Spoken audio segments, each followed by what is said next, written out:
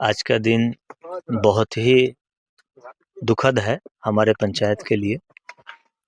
बच्ची बड़ी थी। अब इसमें सरकार को दोष दिया जाए या हम लोग अपने आप को दोष दें, क्या है कुछ समझ में नहीं आ रहा है। सरकार को लिखते-लिखते आंदोलन भी हुआ अख्ता में, लेकिन अभी कोई प्रक्रिया नहीं है। जीवन यापन है, इस पार की ज़मीन के लोग उस पार की भी ज़मीन है, उधर के लोग की ज़मीन इधर है, आवागमन होगा, लोग मज़दूर हैं, घास गरेंगे, मज़दूरी करने जाएँगे, आएँगे। एक ढेंग पुल पे मेरे पास जो है ना ब्रिज है, अब ढेंग जा कर के तो अख्ता आएँगे नहीं। अख्ता से मेरे पंचायत की दूरी ओनली फॉर 700 मीटर है, अख्ता गाँव से। अख्ता तो मेरा पड़ोसी गाँव है, दोनों का एक अपना रिश्ता है। मेरा भी रेवेन्यू अख्ता चकवा पश्चिमी रेवेन्यू विलेज मेरा भी अख्ता है। तो अब इसमें कहें क्या?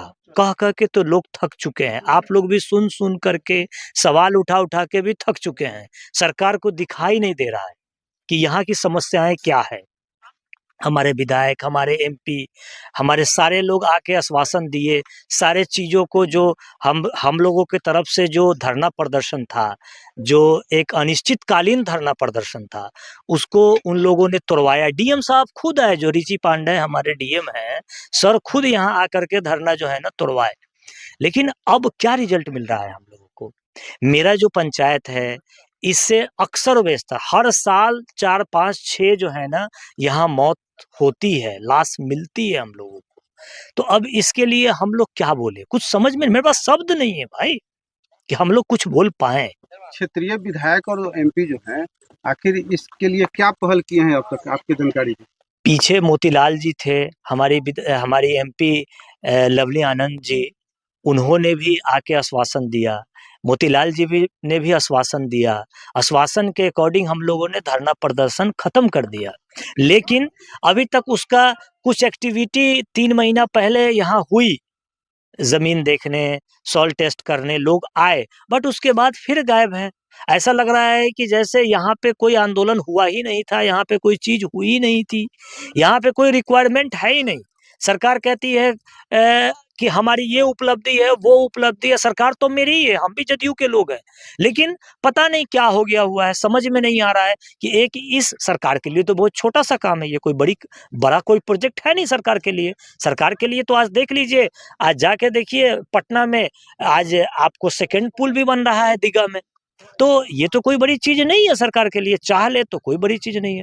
हम आग्रह करेंगे सरकार से और हम अपने विधायक जी और हम अपने सांसद महोदय से कि इस पे पॉजिटिव नोटिस लें और जहाँ हम लोगों की ज़रूरत है वहाँ बताएँ, हम लोग चलेंगे और वहाँ से इसको किसी तरह से पास करा के एक पुल हम लोगों को दे कि हम लोगों का जीवन तो बचे। सबसे पहले जीवन ही खत्म हो जा रहा है।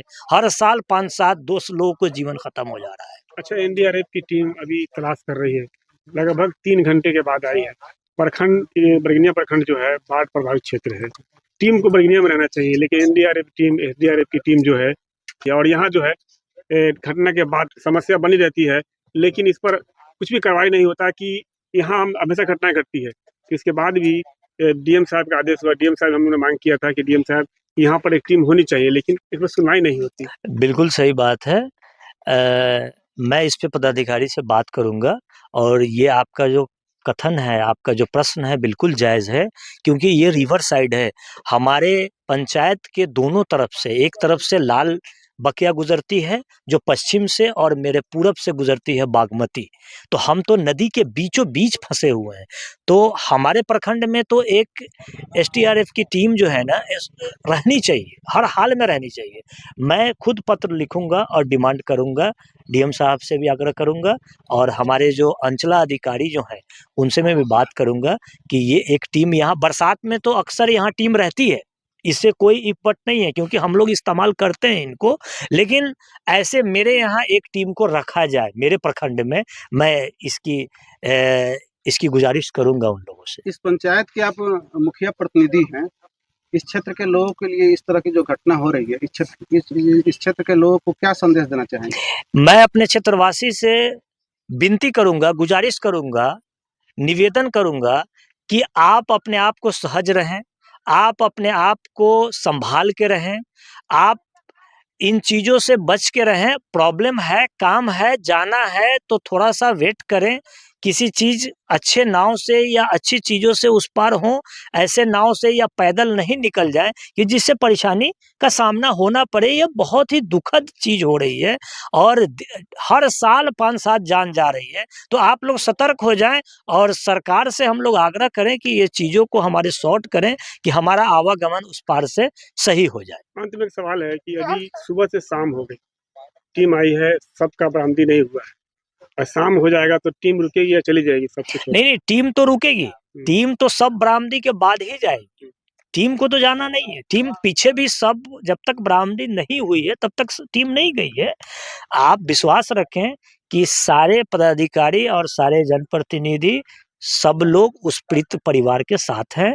जो भी चीज़ें हैं उनके साथ हम लोग रहेंगे। धन्यवाद। यहाँ जो घटना हुआ है, कैसे हुआ है घटना ये? थोड़ा उसके वो बारे में- बच्ची लोग घास के क्रम में आई थी, घास गढ़ने के लिए, मवेशी के घास, और हमेशा उस पार से इस पार घास के लिए जाती आती थी। अच्छा, घास ले आने के लिए जी, क्या चीज का इस्तेमाल? वो डेंगी, एक था पतला सा डेंगी है, वही डेंगी का अप डाउन करता है लोग उसी से। आए दिन का ये घटना है, ये जाना और आना। उसी क्रम में वो नाव को पलटी मारा और डूब गई। 3 बच्ची जिसमें से निकली है, एक बच्ची का अभी तक ले अता पता नहीं चल रहा। नाव पर से आ रही थी, किधर जा रही थी? नहीं, उधर से आ रही थी। नाव पर कितने बच्चे थे? बच्ची 4 थी। जो डूबी है उसका नाम? उसका नाम चांदनी। चांदनी खातून था। पिता का नाम? इम्तियाजुल मंसूरी, इम्तियाजुल मंसूर। कहाँ के रहने वाले? लोहारी टोला 6 नंबर वार्ड के। तो वो भैंस का चारा लेके आ रहे जी, थे। उसकी उम्र कितना रही हो? वो 14 से 15। उसको बचाने की कोशिश किसी ने किया? आदमी ही नहीं वहां पर था तो कौन बचाएगा उसको? और 3 लोग कैसे बचे हैं? 3 वो लोग आके ये बांस का सहारा पकड़ के निकली गई। अच्छा। वो आगे एक बांस था जो मलाह लोग अपना ये लगाते हैं, जाल वगैरह, वो सहारा लेके वो लोग ये तीनों बच्चे निकली है। यहाँ के लोग बताते हैं कि यहाँ पर बराबर घटना घटती है। ये क्या कहेंगे उस बारे में? यहाँ पर ये क्या? एक बार का घटना नहीं है, महीना बीतता है और दूसरा घटना शुरू हो जाता है यहाँ पर। अब पता नहीं यहाँ पर क्या है, अब तो कुदरते जाने इस चीज को, लेकिन आए दिन का ये घटना है। साल में 1 बार 2 बार, हर बार होना है इसको। तो यहाँ के पब्लिक को बचना भी चाहिए इस तरह से आना जाना जो है। अब बचने के लिए तो हर आदमी अपने अपने कोशिश में लगे रहते हैं, लेकिन घटना कब घट जाए किसके साथ, ये कौन जानता है। अच्छा, घटना की कितनी देर बाद जानकारी हुई आप लोगों को? ये घटना के तुरंत मानिए ना, आधा पौन घंटा के बाद मालूम हुआ कि हाँ भाई ऐसा ऐसा घटना हुआ। हम लोग भी आए और सारे लोग थे यहाँ पर। अपने बच्चे लोग जो थे 8-10, वो सारे को नदी में कुदाया गया और खोजा गया। अभी तक कोई उसका आता पता नहीं। एनडीआरएफ की टीम जो वर्क कर रही, काम कर रही है, जी, कितनी उम्मीद लग रहा है कि जल्दी ढूंढ पाएगी? उम्मीद तो क्या इससे किया जाए, आज तक तो इस चीज से सफलता मिला ही नहीं है। उम्मीद उस पर क्या किया जाए, लेकिन कोशिश है, कोशिश में लगे हुए हैं। अगर देखिए अगर हो जाता है तो बेहतर है। इस तरह की घटना नहीं हो, इसके लिए क्या उपाय किया जा सकता है, ये बताइए। अब इसके लिए तो उपाय यही है कि भाई वो बागमती में पुल बने, ताकि लोग आवागमन पुल से अपना कर ले, यही बेहतर होगा। तो सरकार से मांग करते हैं। ये सरकार से तो मांग है, ये